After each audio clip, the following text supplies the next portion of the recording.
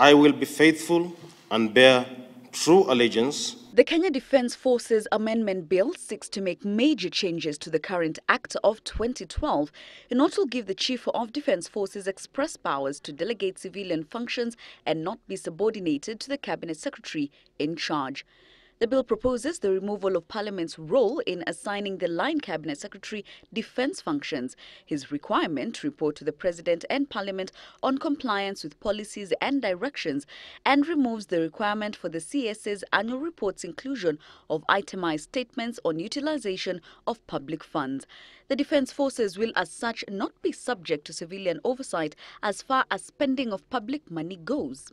If passed, the bill will strip the Line Cabinet Secretary powers to delegate or assign any duty to the Chief of Defence Forces.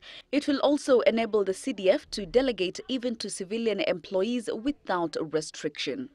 The term of the Chief of Defence Forces, his Vice Chief and service commanders could be extended by a year.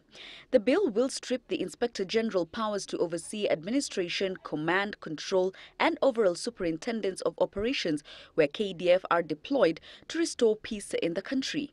Restrictiveness of brigadier requirements could be relaxed while the independence of the Office of the Director of Military Prosecutions will be enabled. The bill, if passed, will do away with the provision requiring the government to compensate families of KDF personnel who suffer disabilities or death while in training. An auxiliary reserve force that includes the Kenya Forest Service, Kenya Wildlife Service and National Youth Service will be put in place.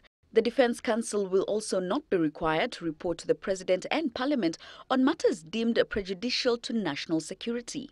The bill, forwarded to Parliament by Attorney General Gethu Muigai through the Parliamentary Defence Committee Chair Ndongo Gethenji, has been published by Majority Speaker Aden Duale. Jackie Maribe, Citizen Weekend.